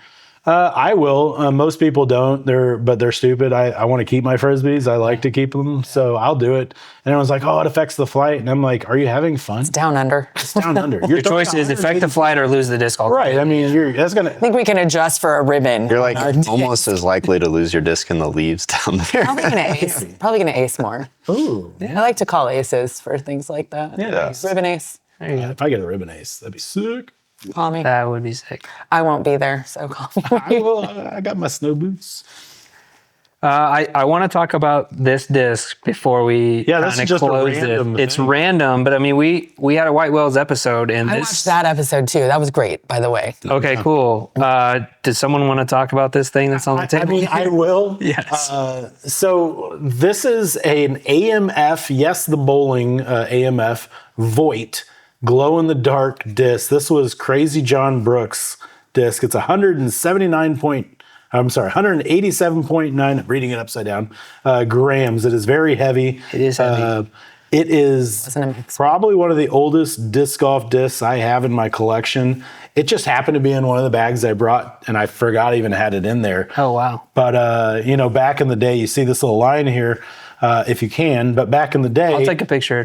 If a disc would crack, you would glue it back together because you didn't have a bunch of these like we do today. There wasn't mass manufacturing of discs. So, you could see Crazy just super glued it back together. There's another crack happening here, but it's so old, but it's glow in the dark. I'd have to ask Crazy what the actual year is, but I'm guessing early 80s, late 70s, early 80s. But it is a cool piece of art. And it looks like that's not a stamp. No, that's handwritten. That's handwritten marker. Yeah, I'm sure Crazy wrote that on there. I'm sure that's the name of it, was the Voight. I should just vectorize this and make it a real logo, and we can send it to them. There you go. That'd be sick. But yeah, so that's one of the oldest discs in my collection. I got, when I was working for Disc Golf World, I got a phone call from a lady who was the mother of Barry Martin. And Barry Martin was an old school disc golfer that all the OGs remember. I never met him, but the guy was very interesting. He was a collector, though. And when he had passed away, he gave all of his collection, or all his collection went to his son. And his son ended up dying in a car wreck. And so the mom of Barry, grandmother of the kid who had passed away, she had all of these old collectibles, right? But they were all put into cardboard boxes. There's cracked ones. It was just, I got there. She's like, call me up. She's like, I'm going to put these in a garage sale for $0.25 a piece. I think they might be worth something. My son Barry really loved them. Will you come over and look at them? And I go, yeah, sure, I'll come over and look. And I looked, and I'm sitting there just mind blown at some of these Frisbees that were sitting in front of me. And I looked at her, I go, I'll be honest with you, these are worth more than I can give you. I just don't feel good about it. I was telling her, this is worth this is worth this. I have $80 on me, and I don't think that's fair. And she goes, I'll take it. And I was like, oh, I don't think so. And she's like, yeah, that's fine. And I go, all right, whatever. So I put it in my car, and as I'm walking away, she goes, wait, I got something else for you. And she comes out, and I should have brought it, but she gave me a pie tin, a Frisbee pie tin from, it was an original one without the holes. This is an old school pie tin. And I told her, I go, this is worth $125. She goes, I know, that's what I paid for it. Oh. And I said, I gave you my $80. I got these old Frisbees. And she goes, I want you to have it. Thank you for coming out. And I was like, oh my God. So I took it and I'm walking back. She goes, I got something else for you. And she gave me a mini basket, which actually I love minis. So I was just like freaking out about that more than anything else. Mini basket. I want a mini basket because I have 4 kids. So it's just like, I think it'd be great for my downstairs. And We can hook you up. sweet. Cool thing about Barry, just a real quick story, is Barry went to every wide open starting in 86, 87, and had signatures from every winner of the wide open up until he had passed away. Oh, wow. So I had all of those, and I know Fred, her husband, one of my other best friends, I had gave some of those to him, so he has them in his collection now. But it was just kind of a really cool thing. The one that upsets me the most was a what was it? A champion? No, not champion. What do they call it? Classic Rock, a DX Classic Rock, and it had Ken Climo's signature on it when he won the wide open, and it was brittly shattered. They're notorious. I cried when I saw it. I go, oh my God, this is the Holy Grail. Fred and I, in the past few days with the snow, have been going through the collection and sorting through things. And we had this one box of like discs that I swear if you just touched your leg with them, they would all just disintegrate. But they're 80s. They're from the 80s. Yeah. And they're like, just what do you even do? What do you even do with them? They're so cool. Like we have players that weren't born when these discs existed. And you mentioned John Jones a minute ago, and I did want to bring it back. I don't know where we are on time or whatever, but to those people that are playing now and that are like carrying on competition and things like that, I just, I want those guys to have all the support and energy of the community, even though they might not even know it's there, because Kansas City is such a cool place to come out of. We are so fortunate to have found disc golf in Kansas City. Not only at the time her and I found it in the early 2000s, late 90s, early 2000s, and even for her going back to as a child with her father and everyone, but the community in Kansas City, and I know everyone probably says this about their town, but I've lived this, that I could tell you we have a great community for disc golf.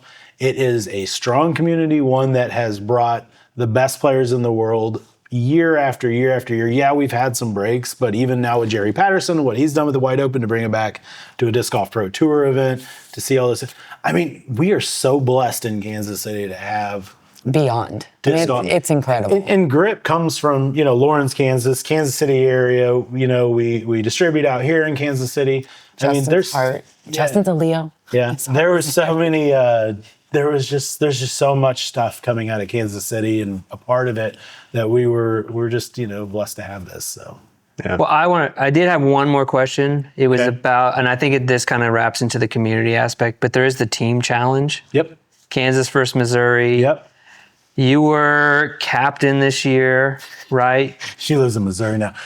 She was on our team at first and then moved to Missouri, and then now she plays for the dark side, Missouri. But it sounds like you've been involved since like pretty much the beginning of it, but then you also captained this last year, right? Yeah, so Tracy Walker started that 13 years ago, this crazy idea to have match play disc golf in Kansas City, and started the Kansas City Team Challenge. I was not a part of the first year, other than Tracy and I would bounce off ideas together. Another Leo, Tracy Walker, with a lot of Leos, man. You freaking hippies. There's somebody's watching going, dang hippies, they're talking about their stuff again. But no. Only Leos. Yeah, only Leos. So the first year, I was not a part of it outside of just kind of talking with Tracy. But it was the second year, and since then I've been a part of it. So the last 12 years. And Joe Hesting was probably our captain du jour for the longest time, and led us to multiple wins over the Missouri side. I love Joe. He's such a cool guy. And then when he kind of went off, we had a lot of just a rotating door of different people. Cooper Arnold was for a couple of years, couldn't get that win, and a few others. And we ended up losing to Missouri, I want to say probably 5 or 6 years in a row. I think it was like we won one through that 5 or 6 years, but they were really dominating us. And I heard I'm on Kansas, so Yeah. I heard we lost the last 5. correct. I think that's right. And right.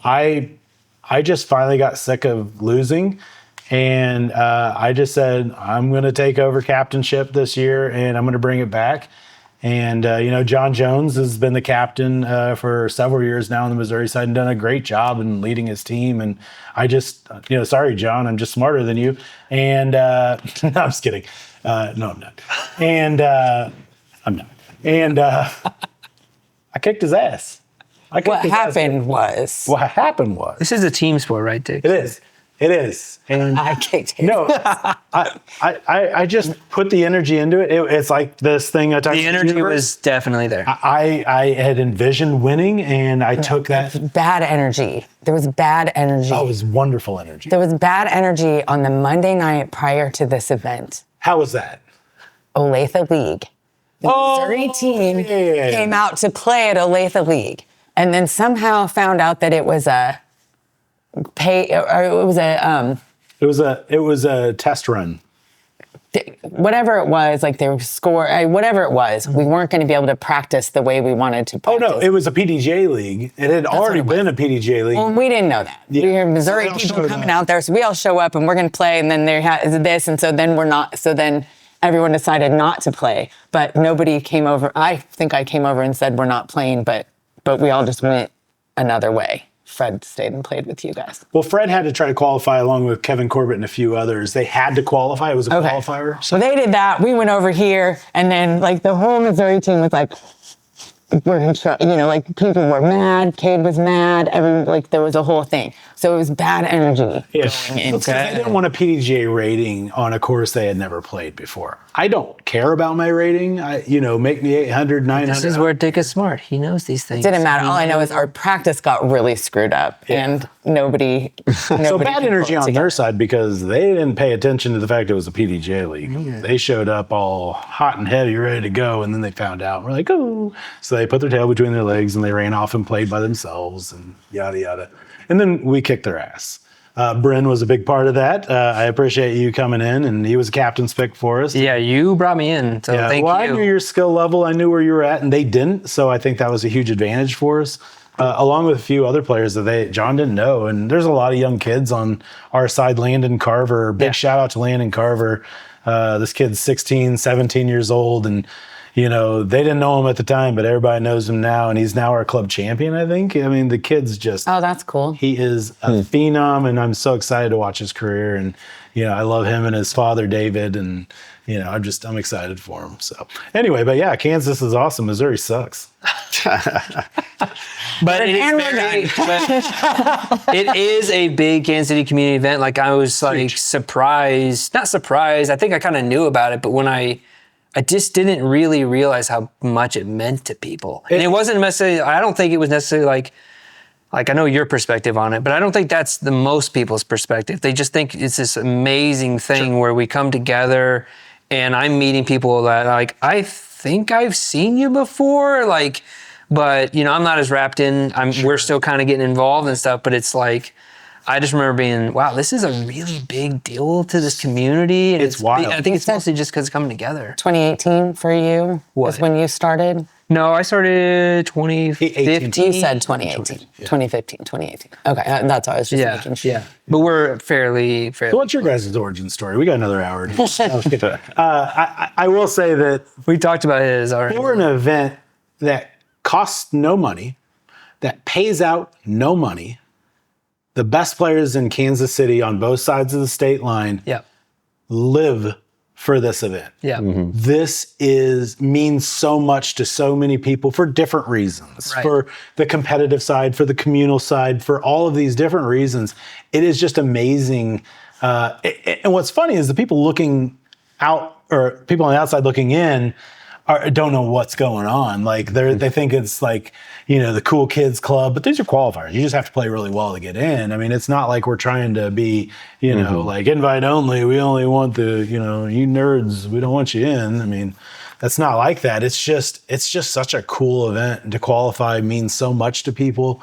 To be a part of it, win or lose, means a lot to people. And it's a weird thing in our competitive day and age where disc golf is gone to still have this thing where we just get together and you play as a team. That's so not like disc golf, right? It's an individual sport, but this is the one time we get to, go to battle with our brothers and sisters, and everything means so much to each other. Yeah, because round 1 is doubles, best shot doubles. Best shot doubles. Round 2 is All alternate shot, and then round 3 is singles. That's correct. All match play. All match play. Yeah, it was really fun. Like I didn't do the alternate shot. I couldn't make it to that one, but I played doubles and I played match play. The match play is just a fun style of playing format. So I had a blast. Like it was way more fun than I thought it was going to be. Like I played one before, but I don't know what it was about this year or what. I felt like I just got more into it. I think maybe the previous year I only played one round. I love the people who did it before. Luther, Cooper, and some of these other people who were the captain for the Kansas team, but there was something lacking, and I think that there was just a new energy. Because I was energized, I think that helped you guys on our team. Bones brought energy too. He was always into brings it. energy. Yeah, he was teams into in it. But they also walked in with the swagger. Like they had been winning every year. Like we were like the little brother, just, oh, you guys are cute. But they earned it. I dreamed about beating these guys like the few nights before. That's all I could think about was my strategy and how we threw up against people in the matchups and stuff. I wanted this bad. Yeah. And I needed this for our team, just for morale, just to keep. Because if Missouri were to go on and win 10 years in a row, 12 years in a row, I think that would not have and the same thing for Kansas, if we just continued winning, it wouldn't have the same kind of... No, you need the battle royale. Yeah, you need to be able to have that kind of battle. And it really is always very close. Yeah. I do have a funny story. It was close this year, right? It was kind of close, yeah. Yeah. I mean, except for when the singles got done matched up and John looks at me, he's like, oh boy. Because he knew I was. But it came down to it definitely came down to the last round. 3 people, Yeah, in exactly. the last round for sure. Yeah. You're waiting on what's coming in. I am. You say you're up for 3 days waiting about it. I'm like putting on a black and yellow shirt going, I'm a Kansas girl. Yeah. And I have to put on this stupid color. I remember yelling at you when you first did it. Like, they have to be black and yellow? Like, I live in Missouri. I have to play for Missouri, but. Yeah, we've changed the colors up. You can always move. It's always an option. So I always tell them, like, don't put me on your team. I'm I'm a Kansas homer. I'm not trying to Give you win. purple jerseys if you want. But one year, the girls, we were playing out at Waco. State guy, aren't you? I forgot. We both are. Yeah. I'm sorry for your losses. Ashlyn and I, and Steph Olson and Caitlin. Kayla Kincaid? Thank you. Yep. So those two were playing for Kansas, Ashlyn and I, and I'm just playing. I don't care. We're at Waco and we're on hole 13 and I think we're about to go out. And Ashlyn's like, man, I really wanted to win. And she had some reason. And I was like, oh, well, why didn't you say that? I'll start trying. And those girls were way back. And Steph Olson, who doesn't know me, she just comes running. She goes, did you just say you're going to start trying? And I was like, well, I wasn't not trying, but we came back and won every hole and beat them. We were talking about this before, that you just rather have other people win. I don't, if it's not. It just sounds like you're out there playing. If you haven't given me a reason, I'm not going to try to win. I don't mind winning. Yeah. I don't like to give this speech. I love don't like to talk up there. You don't have to. I'm good not to. But that definitely did happen. That was my favorite moment. Where like, oh, well, if you wanted to win, you should have just. And I thought I was just talking to her. I didn't know they could hear me. Yeah. The fact that they were like, did you just say that? And so they bring that up all the time. Oh. I am curious, before you end this, what was the best bullpen question? Did you already ask it? Was there anything that the bullpen wanted to know that you thought was I funny? think it was just no. I think Maybe we the pretty much costumes we were- literally covered I think Yeah, most of they it, got if it. not all of it. Well, the only like fun one was like tell a Rick story, but Yeah. the rest of it was more just like bullet points. They were like they've been involved in this and this and this and this and this, and I think we literally touched all of them. So and without even me asking a question, which is I fantastic. told you I talk a lot, and somehow she talked more than me. Did I just like? Never happened. I know. Did I like give you some kind of osmosis? Did a mind meld. Did a mind meld? Yes. This is great. You're a good encourager. You know, that's why you make a good team Wonder captain. Twins activates. Do we do the Vulcan thing? I don't do that. Can you not do that? There's like so many I people. can. There you I go. don't. Come on. Yeah, it's a What do choice. you do? I don't know. I don't know. I'll do a Rocky Horror thing. No. Cool. Okay. Well, hey, I've got some gifts for you. Awesome. Let me Wait, grab them. before you do, Okay, I have all right. gifts for you. So speaking of grip, I love grip. I know that we talked yesterday about this a little bit. I have these at home. So back when the L series came out, we used to give out these Ooh. bamboo tags. So I have a bamboo tag for each of you. I have one for me too. I'll let you guys pick your number. But feel free to take one, please. But these are original tags. They were ones that when we ended it, they didn't make it into bags. So I have a few of them left over. So yeah. I'm gonna let her choose. Yeah. Sweet. Thank you very much. That is very sick. Yeah, absolutely. And then now you may give me gifts. Yes. Adorn me with your gifts. Well, thanks, you I'll just guys. take the This one was- number. This was really cool. It was fun to do this, and I really like what you're doing here. I think it's Good. neat. I listened to, I think, 3 of them. And Okay, I'm gonna have to do this in the two whale trips. one, the Cooper one, and then Beer, you got my favorite thing. Yes. Yes. BKS, woohoo. Yes. So thank you, BKS, as always, for supporting the show, along with Grip Equipment. Like I say, episode 0 since day 1. You guys have been supporting. We appreciate that so much. Obviously, you're with Grip.